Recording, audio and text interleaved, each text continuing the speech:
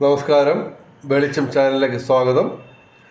2025 July 28 അർദ്ധരാത്രി 12 മണി മുതൽ July 31 രാവിലെ 11:15 AM വരെയുള്ള കാലയളവിൽ, അതായത് ജൂലൈ 29-30 തീയതികളിൽ ദിനഫലങ്ങൾ, രാശിഫലങ്ങളാണ് ഇതിൽ പറയുന്നത്. ഇതിൻ്റെ കാലയളവാണ് ഞാൻ ആദ്യം പറഞ്ഞത്. ഓക്കെ, ഇതിൽ ഗജകേസരി യോഗം രൂപീകരിക്കപ്പെട്ടിരിക്കുകയാണ് ഈ ഗ്രഹനിലയിൽ. ചന്ദ്രൻ്റെ 10ാം ഭാവത്തിലാണ് വ്യാഴം നിൽക്കുന്നത്. അപ്പോൾ ഗജകേസരി യോഗം ഇങ്ങനെ നിൽക്കുന്നതുകൊണ്ട് പൊതുവെ എല്ലാവർക്കും അതിൻ്റെ ഒരു ആനുകൂല്യങ്ങൾ ചെറുതായിട്ടൊക്കെ കിട്ടും, ചിലർക്ക് വലുതായിട്ടും കിട്ടും. പിന്നെ ചൊവ്വ 28 ജൂലൈ 28 സന്ധ്യയ്ക്ക് 7:46 PM കന്നി രാശിയിലേക്ക് മാറുകയാണ്. അപ്പോൾ ഈ കഴിഞ്ഞ ദിവസങ്ങളിൽ ദോഷാധിക്യം പറഞ്ഞിരുന്ന ചില രാശിക്കാരൊക്കെ രക്ഷപ്പെട്ടിട്ടുണ്ട്. ഈ ചൊവ്വ പ്രധാനമായിട്ടൊന്ന് മാറിയപ്പോൾ. പിന്നെ ഈ ജ്യോതിഷം പറയുന്നതിന് ഈ ദക്ഷിണ കൊടുക്കുന്ന ഒരു ആചാരമുണ്ട്. അത് പണമായിട്ട് ഞങ്ങൾ ചോദിക്കുന്നില്ല, പകരം ഞങ്ങളുടെ ചാനൽ സബ്സ്ക്രൈബ് ചെയ്യുക. ഇപ്പോൾ ഇവിടെ ആദ്യം മേടം രാശിയെ നോക്കാം. അശ്വതി, ഭരണി, കാർത്തിക ആദ്യപാദം. മേടം രാശിക്ക് ഗുണാധിക്യമാണ് വരുന്നത്. കാര്യം ഇവിടെ ചൊവ്വ മാറിയത് ഇവർക്ക് അനുകൂലമായിട്ടാണ്. അപ്പോൾ അതൊരു 45 ദിവസം തുടരും. അപ്പോൾ ഇവിടെ കന്നി രാശിയിൽ, മേടം രാശിയിൽ 6ാം ഭാവത്തിൽ ചൊവ്വ വന്നു. അപ്പോൾ അവർക്ക് ഭൂമി ക്രയവിക്രയങ്ങളിലൂടെ നേട്ടം ഉണ്ടാവും. ഭാഗ്യപരീക്ഷണങ്ങളിൽ സാധ്യത. പിന്നെ കലാസാഹിത്യ രംഗത്തും ബൗദ്ധിക രംഗത്തുമൊക്കെ ഉയർച്ചയുണ്ടാവും. പിന്നെ പ്രതികൂലമായിട്ട് ശനിയാണ് നിൽക്കുന്നത്. അപ്പോൾ ശനിയാഴ്ച ശിവന്, അയ്യപ്പന്, ശനിക്ക് വഴിപാടുകൾ നടത്തുക.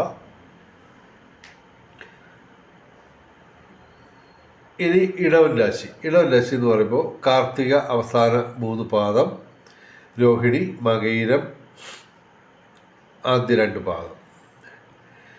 ഇടവൻ രാശിക്ക് ഗുണാധിക്യമാണ് കാണുന്നത്. പിന്നെ ഒരു പ്രത്യേകതയുള്ളത്, ഇവർ ഡയറക്റ്റ് പ്രതികൂലമായിട്ട് ഇപ്പോൾ ഗ്രഹങ്ങളൊന്നുമില്ല. നേരത്തെ ചൊവ്വ 4ാം ഭാവത്തിൽ ചൊവ്വ മോശമായിട്ടായിരുന്നു നിന്നിരുന്നത്. ഇപ്പോൾ അത് 5ാം ഭാവത്തിലേക്ക് വന്നപ്പോൾ അവർക്ക് ഡയറക്റ്റായിട്ട് അനുകൂലമല്ല, എങ്കിലും ആ പ്രതികൂലാവസ്ഥ മാറി. അപ്പോൾ ഇവർക്ക് പ്രധാനമായിട്ട് പറയുന്നത്, ഇപ്പോൾ ഡയറക്റ്റ് പ്രതികൂലമായിട്ട് ഒരു ഗ്രഹവുമില്ല.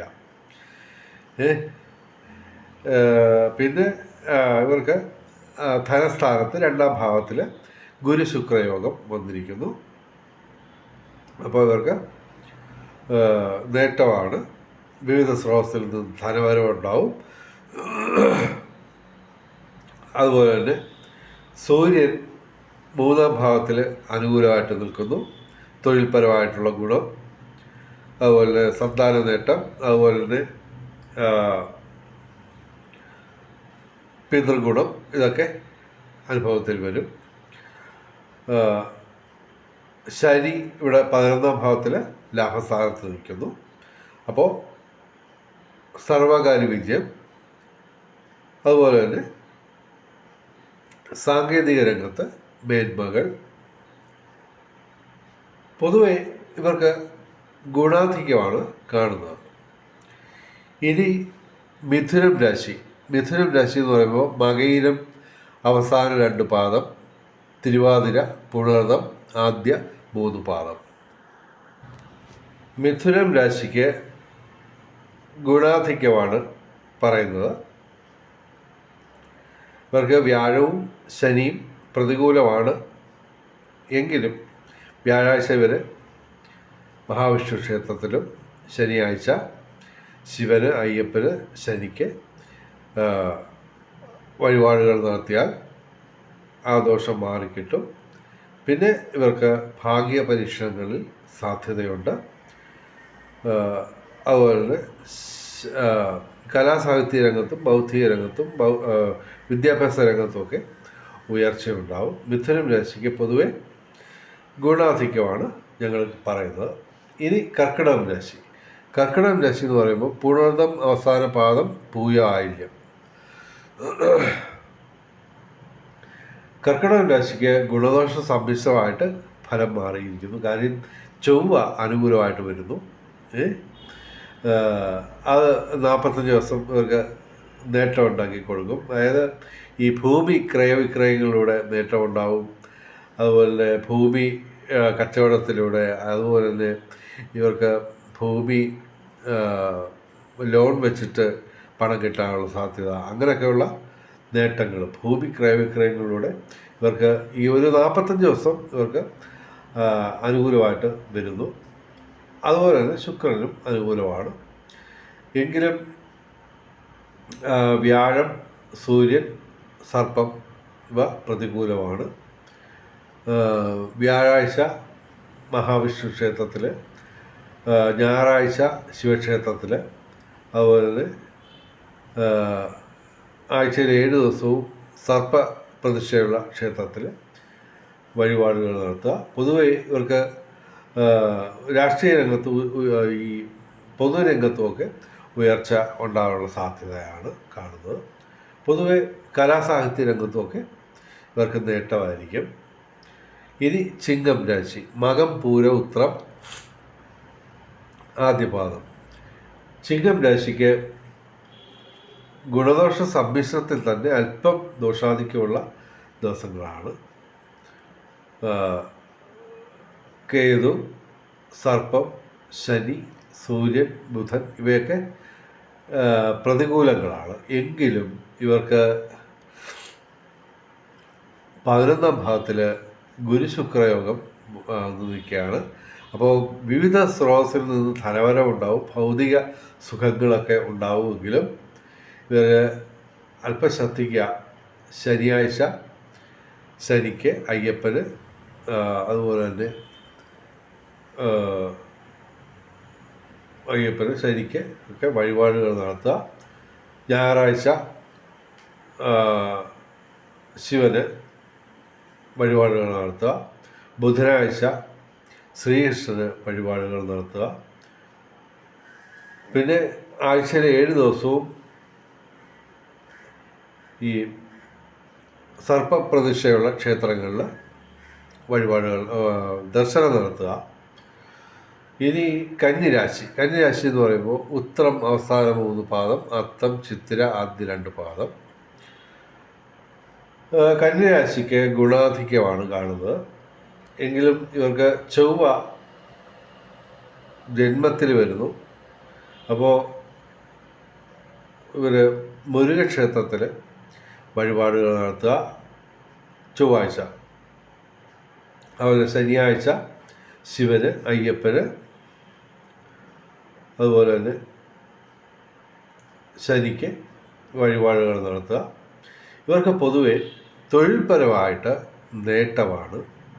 അതായത് 11ാം ഭാവത്തിൽ രവി ബുധയോഗം രൂപീകരിക്കപ്പെട്ട് നിൽക്കുകയാണ്. അപ്പോൾ ഈ കർക്കിടക മാസം മുഴുവൻ ഇവർക്ക് തൊഴിൽ ലാഭം, അതുപോലെ സന്താന നേട്ടം, അതുപോലെ തന്നെ ഈ പിതൃഗുണം ഇതൊക്കെ അനുഭവത്തിൽ വരും.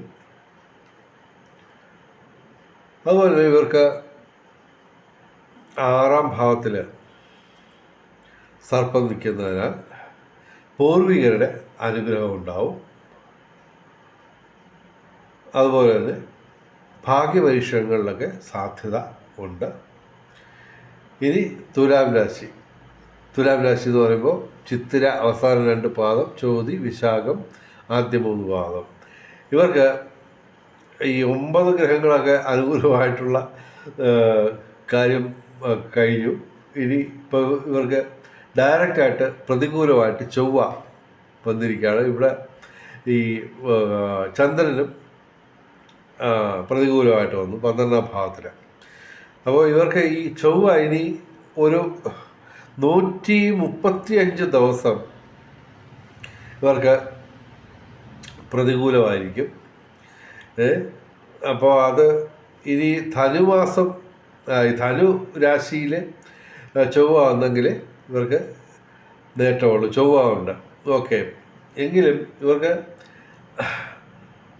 7 ഗ്രഹങ്ങൾ അനുകൂലമാണ്. ഇവിടെ ഇപ്പോൾ ചന്ദ്രനും ചൊവ്വയും പ്രതികൂലമാണ്.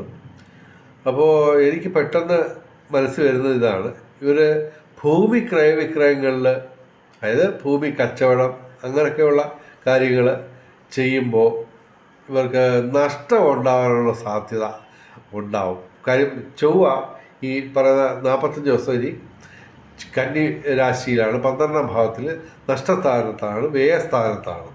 അപ്പോൾ എനിക്ക് തോന്നുന്ന ഇതാണ് സംഭവം, ഇവർക്ക് ഭൂമി കച്ചവടമൊക്കെ നടക്കും, അത് ഇച്ചിരി നഷ്ടത്തിലൊക്കെ വിൽക്കേണ്ടി വരുന്ന ഒരു കാലയളവിലേക്ക് വരുന്നു എന്നാണ് എൻ്റെ മനസ്സ് പറയുന്നത്. അപ്പോൾ ഇതിനിടയ്ക്ക് ഒരു സംഭവം ഉണ്ടായി. നമ്മുടെ ഒരു പ്രേക്ഷക ഞാനുമായിട്ട് ഈ വാട്സാപ്പിൽ കമ്മ്യൂണിക്കേഷൻ ഉണ്ടായിരുന്നു. അവരുടെ ജാതകമൊക്കെ ഞാൻ നോക്കി കൊടുത്തതാണ്. അപ്പോൾ ഞാൻ പറഞ്ഞിരുന്നു, ഈ ജൂലൈ 28-നുള്ളിൽ അവർക്ക് ഒരു വസ്തു കച്ചവടമായിട്ട് ബന്ധപ്പെട്ട ഒരു പ്രശ്നം ഉണ്ടായിരുന്നു. അവർക്ക് കുറേ കടങ്ങളൊക്കെ ഉണ്ടായിരുന്നു. അപ്പോൾ അത് ഈ ഭൂമി വിറ്റെങ്കിലേ അവർക്ക് ആ കടം തീർത്ത് ഒന്ന് ഫ്രീ ആവാൻ പറ്റത്തുള്ളായിരുന്നു. അപ്പോൾ അത് അങ്ങനെ പറഞ്ഞപ്പോൾ ഞാൻ പറഞ്ഞിരുന്നു, ജൂലൈ 28-ന് മുമ്പ് നിങ്ങൾക്ക് ആ വസ്തു വിൽപ്പന നടക്കും. അപ്പോൾ അങ്ങനെ വസ്തു വിൽപ്പന നടന്നു. ഇപ്പോൾ അതൊക്കെ അവർക്ക് വലിയ സന്തോഷമായി. അങ്ങനെയൊക്കെ സംഭവങ്ങൾ നടന്നിട്ടുണ്ട്. ഈ ജൂലൈ 28-ന് ഇടയ്ക്ക് വേറെ ആർക്കെങ്കിലുമൊക്കെ നേട്ടം ഉണ്ടായുള്ള അറിയത്തില്ല. പലരെയും പ്രതികരണം ഇനി വരാൻ കിടക്കുന്നേ ഉള്ളൂ. എന്തായാലും തുലാം രാശിക്ക് ഇപ്പോൾ 7 ഗ്രഹങ്ങൾ ഇവിടെ അനുകൂലമാണ്. 29-30 തീയതികൾ. അപ്പോൾ ഇവർക്ക് ഗുരുശുക്രയോഗം ഭാഗ്യസ്ഥാനത്ത് ഉണ്ട്. വിവിധ സ്രോതസ്സിൽ നിന്ന് ധനവരവുണ്ടാവും. ഭാഗ്യപരീക്ഷണങ്ങളിൽ സാധ്യതയുണ്ട്. അതുപോലെ തന്നെ 10ാം ഭാവത്തിൽ കർമ്മസ്ഥാനത്ത് രവി ബുധയോഗം. അപ്പോൾ തൊഴിൽപരമായിട്ടുള്ള നേട്ടം, സന്താന ഗുണം, അതുപോലെ തന്നെ പിതൃ സ്ഥാനീയങ്ങളിൽ നിന്നുള്ള അനുഗ്രഹം അതൊക്കെ സംഭവിക്കും. പിന്നെ തീർച്ചയായിട്ടും കലാസാഹിത്യ രംഗത്തുമൊക്കെ ഉയർച്ച ഉണ്ടാവും. അതായത് ഏകദേശം ഇവർക്ക് ഗ്രഹങ്ങളൊക്കെ അനുകൂലമാണ്. അപ്പോൾ അത് ഈശ്വരനായിട്ട് ചേർന്ന് നിന്നെങ്കിൽ നമുക്ക് അതൊക്കെ പൂർണ്ണമായിട്ടും നമുക്ക് കിട്ടത്തുള്ളൂ, അനുഭവത്തിൽ വരത്തുള്ളൂ. അതുകൊണ്ട് എല്ലാവരും, എൻ്റെ അഭിപ്രായത്തിൽ എല്ലാവരും എല്ലാ ദിവസവും ക്ഷേത്രങ്ങളിൽ പോവുക. ക്രിസ്ത്യൻസ് കൃത്യമായിട്ട് പള്ളികളിൽ പോവുക. മുസ്ലിങ്ങൾ ഉണ്ട്. എൻ്റെ വാട്സാപ്പ് ഗ്രൂപ്പിൽ എല്ലാ മതക്കാരും ഉണ്ട്. അപ്പോൾ ഈ പറയുന്നതൊക്കെ തീർച്ചയായിട്ടും എല്ലാവരും ഈശ്വരനുമായിട്ട് ചേർന്ന് നിൽക്കുക. തീർച്ചയായിട്ടും അതിന് പ്രയോജനം ഉണ്ടാവും, ഉറപ്പാണ്. ഇപ്പോൾ ഒരു ദിവസം നമ്മൾ ക്ഷേത്രത്തിൽ പോയിട്ട് ലോട്ടറി ഒന്നും അടിച്ചില്ല, ഗണപതി ഹോമം 40 രൂപയ്ക്ക് എഴുതി, പക്ഷേ ഗണപതി ഹോമം നടത്തിയിട്ട് ഇപ്പോൾ ലോട്ടറി ഒന്നും അടിച്ചില്ല എന്ന് പറഞ്ഞുകൊണ്ട് അടുത്ത ദിവസം പോകാനെന്നിട്ട് കാര്യമില്ല. എല്ലാ ദിവസവും പോവുക. കാരണം നമ്മുടെ ഈ കോടിക്കണക്കിന് ആൾക്കാരാണ് പ്രാർത്ഥിക്കുന്നത്, കോടിക്കണക്കിന് ആൾക്കാർ. ഈ 823 കോടി ജനങ്ങൾ ഭൂമിയിൽ പ്രാർത്ഥിക്കുകയാണ്. അപ്പോൾ എല്ലാ ദിവസവും പ്രാർത്ഥിക്കുകയും അമ്പലത്തിലൊക്കെ പോകുന്നവർക്ക് മാത്രമേ മുൻഗണന കിട്ടത്തുള്ളൂ. അതായത് നമ്മുടെ പ്രാർത്ഥന പുറകിലായി പോകരുത്. നമ്മൾ നിരന്തരം പ്രാർത്ഥിക്കുക. അല്ലാതെ കാര്യമായിട്ടുള്ള ഏറ്റവും പ്രധാനപ്പെട്ട കാര്യം അത് തന്നെയാണ്. നമ്മൾ ജോലിക്ക് പോകുന്നു, എന്തെങ്കിലുമൊക്കെ ബിസിനസ് ചെയ്യുന്നു, അതുപോലെ ഉദ്യോഗസ്ഥരെ ഇതൊക്കെ പോകുന്നു. പക്ഷേ അങ്ങനെയൊക്കെ പോയാലും നമ്മൾ ക്ഷേത്ര ദർശനം നിർബന്ധമാണ്. അല്ലെങ്കിൽ നമുക്ക് ഈ പറഞ്ഞ ഉള്ള ഭാഗ്യങ്ങളൊന്നും നമുക്ക് കിട്ടില്ല. അപ്പോൾ ഈശ്വരനുമായിട്ട് ചേർന്ന് നിൽക്കുന്നവർക്കൊക്കെ അതിനുള്ള അങ്ങനെ ഉള്ളവർക്ക് അനുഭവങ്ങൾ വരുന്നുണ്ട് തീർച്ചയായിട്ടും. അതുകൊണ്ട് എല്ലാവരും ക്ഷേത്ര ദർശനവും മന്ത്രജപങ്ങളും കർമ്മത്തിൽ പാലിക്കേണ്ട വിശുദ്ധിയും അതുപോലെ തന്നെ ദാനധർമാദികളും എല്ലാം ചെയ്തുകൊണ്ടേയിരിക്കുക. നമ്മൾ ഒരിക്കലും ഒരു പിന്നോക്കം പോകേണ്ട ഒരു കാര്യമില്ല. കാരണം എന്ന് പറഞ്ഞാൽ ഇപ്പോൾ നമ്മൾ വിചാരിക്കുമ്പോഴായിരിക്കില്ല എന്തെങ്കിലും ഒരു സൗഭാഗ്യം വന്നു ചേരുന്നത്. അത് ഈശ്വരൻ തരുന്ന സൗഭാഗ്യമാണ്. അത് ഈശ്വരനാണ് തീരുമാനിക്കുന്നത്. അതിൻ്റെ ഒരു സമയമെന്ന് പറയുന്നത്. സമയം വരുമ്പോൾ അതെല്ലാം നടക്കും. ഓക്കെ. ഇവിടെ തുലാം രാശിക്ക് ഗുണാധിക്യമാണ് ഞങ്ങൾ പറയുന്നത്, അത്യധികം ഗുണാധിക്യമാണ്. ഇനിയിപ്പോൾ വൃശ്ചികം രാശി എന്ന് പറയുമ്പോൾ വിശാഖം അവസാന പാദം അനിഴം തൃക്കേട്ട. വൃശ്ചികം രാശിക്ക് ഗുണദോഷ സമ്മിശ്രമാണ്. വ്യാഴം പ്രതികൂലമാണ്. വ്യാഴാഴ്ച നമ്മൾ ഈ മഹാവിഷ്ണു ക്ഷേത്രത്തിൽ വഴിപാടുകൾ നടത്തുക. അതുപോലെ തന്നെ വൃശ്ചികം രാശിക്ക് ഇപ്പോൾ കർമ്മഭാവത്തിൽ 11ാം ഭാവത്തിൽ ലാഭസ്ഥാനത്ത് ചൊവ്വ വന്നിരിക്കുകയാണ്. അപ്പോൾ അവർക്ക് 45 ദിവസം ഭൂമി ക്രയവിക്രയങ്ങളിലൂടെ ഒക്കെ നേട്ടം ഉണ്ടാകാനുള്ള സാധ്യതയാണ്. പൊതുവെ ഇവർക്ക് പ്രതികൂലമായിട്ട് ഡയറക്റ്റ് പ്രതികൂലമായിട്ട്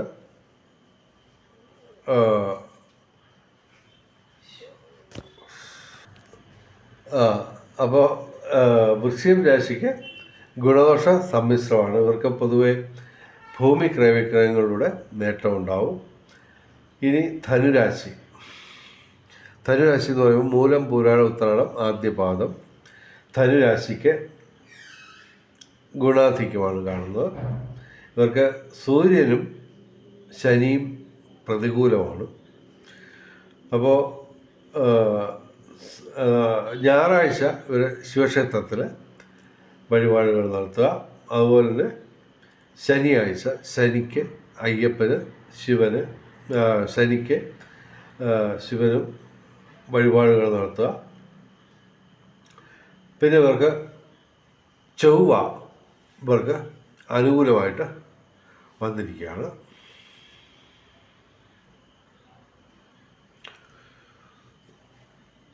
പതിനൊന്നാം ഭാവത്തിൽ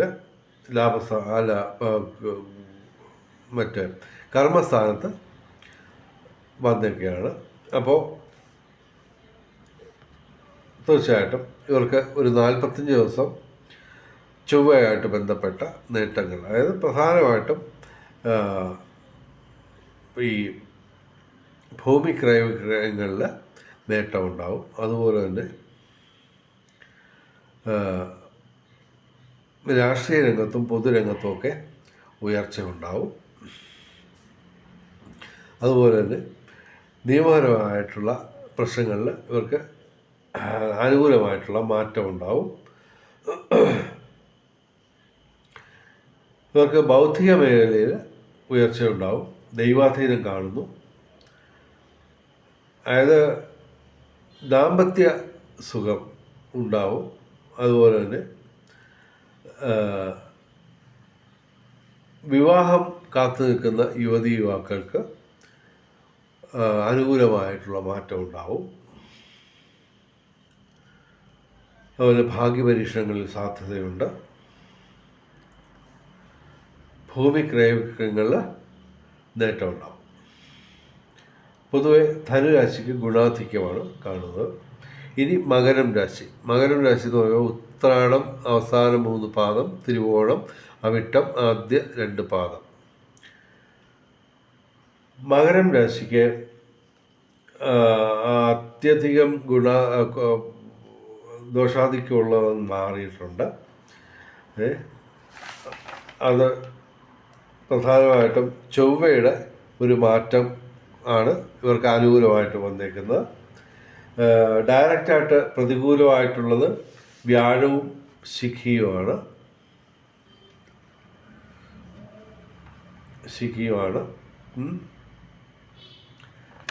അതവർക്ക് ഈ ചൊവ്വ പ്രതികൂലമായിരുന്ന സമയത്ത് അവർക്ക് അത്യധികം ദോഷാധിക്യമെന്ന് ഞാൻ കഴിഞ്ഞ ദിവസങ്ങളിൽ പറഞ്ഞിരുന്നു. ഇപ്പോൾ അത് ചൊവ്വ ഇവർക്ക് ഡയറക്റ്റ് പ്രതികൂലം എന്നുള്ള അവസ്ഥയിൽ നിന്ന് മാറി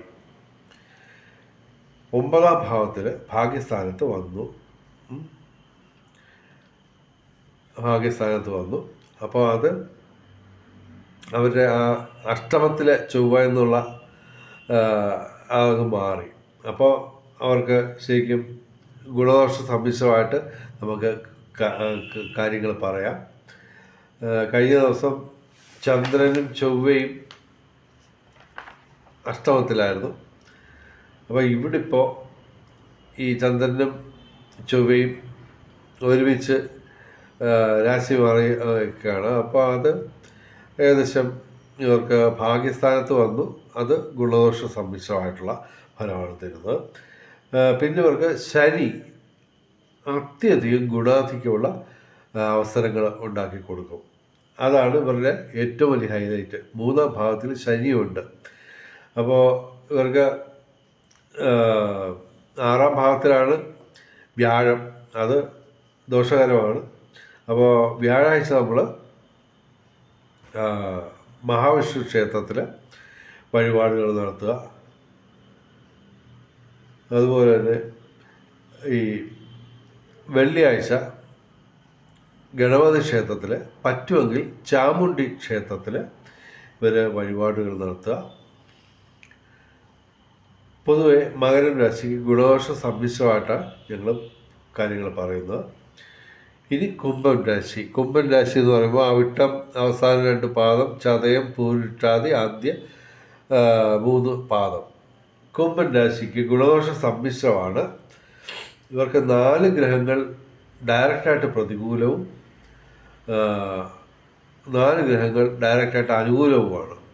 അപ്പോൾ ഗുണദോഷ സമ്മിശ്രമെന്ന് നമുക്ക് വിലയിരുത്താം. ഇവർക്ക് ചൊവ്വ ഇപ്പോൾ കയറി അഷ്ടമത്തിൽ വന്നിട്ടുണ്ട്. അതൊരു 45 ദിവസം ഇവർക്ക് പണി തരുന്നതാണ്. അപ്പോൾ ചൊവ്വാഴ്ച ഇവർ മുരുകക്ഷേത്രത്തിൽ വഴിപാടുകൾ നടത്തുക. ശനി ഇവർക്ക് 2ാം ഭാവത്തിൽ 7 ശനിയുടെ അവസാന ഘട്ടമാണ്.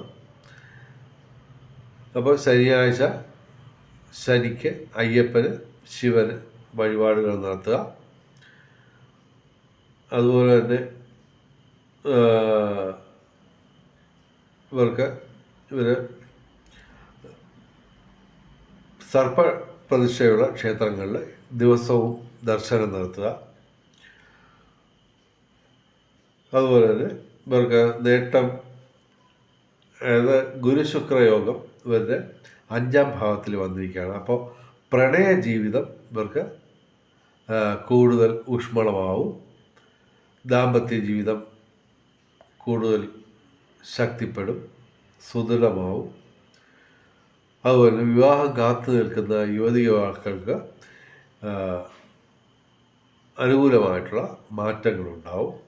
പിന്നെ ഇവർക്ക് സൂര്യനും ബുധനും ബുധാദിത്യ യോഗം രൂപീകരിച്ച് 6ാം ഭാവത്തിൽ നിൽക്കുകയാണ്. അപ്പോൾ തൊഴിൽപരമായിട്ടുള്ള നേട്ടം, അതുപോലെ തന്നെ പിതൃഗുണം, സന്താന നേട്ടം ഇവയൊക്കെ അനുഭവത്തിൽ വരും.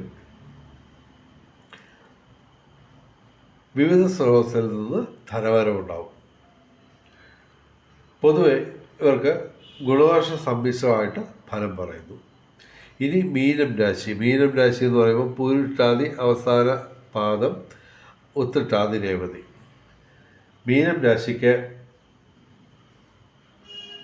ഗുണദോഷ സമ്മിശ്രമാണ്. ശനിയും സർപ്പവും ചൊവ്വയും. ഇപ്പോൾ ചൊവ്വയും പ്രതികൂലമായിട്ട് വന്നു, നേരത്തെ അനുകൂലമായിരുന്നു. ഇപ്പോൾ 7ാം ഭാവത്തിൽ ചൊവ്വ വന്നിരിക്കുകയാണ്. അപ്പോൾ ദാമ്പത്യ ജീവിതമൊക്കെ വളരെ വിവേകപൂർവം കൊണ്ടുപോവുക. അതുപോലെ തന്നെ ശനി ഇവിടെ ജന്മശനിയാണ്. അപ്പോൾ ശിവന്, അയ്യപ്പന്, ശനിക്ക് വഴിപാടുകൾ നടത്തുക. അതുപോലെ തന്നെ ആഴ്ചയിൽ 7 ദിവസവും സർപ്പപ്രതിഷ്ഠയുള്ള ക്ഷേത്രങ്ങളിൽ ദർശനം നടത്തുക. പിന്നെ ഇവർക്ക് പൊതുവെ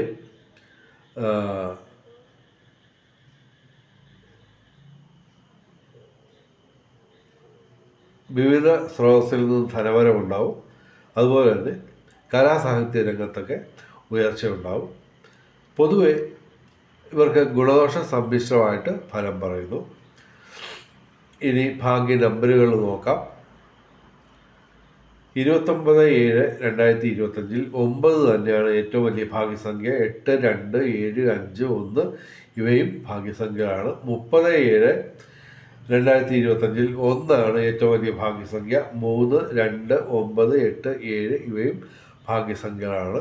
ഇനി ബ്രഹ്മമുഹൂർത്തം നോക്കാം. 29, 30 തീയതികളിൽ രാവിലെ 4:42 AM മുതൽ 5:30 AM വരെ ആണ് ബ്രഹ്മമുഹൂർത്തം. 29, 30 തീയതികളിൽ. അതുപോലെ അഭിജിത് മുഹൂർത്തം 29-ാം തീയതി ഉച്ചയ്ക്ക് 12:08 PM മുതൽ 12:58 PM വരെയാണ് അഭിജിത് മുഹൂർത്തം. 29-ാം തീയതി. 30-ാം തീയതി അഭിജിത് മുഹൂർത്തം ഇല്ല. അതുപോലെ തന്നെ അഭിജിത് മുഹൂർത്തത്തിലും ബ്രഹ്മമുഹൂർത്തത്തിലും പ്രധാനപ്പെട്ട കാര്യങ്ങൾ ചെയ്യാൻ ശ്രമിക്കുക. ബ്രഹ്മമുഹൂർത്തത്തിൽ പ്രാർത്ഥനകൾക്ക് പ്രാധാന്യം നൽകുക. ഇനി രാഹുകാലം നോക്കാം.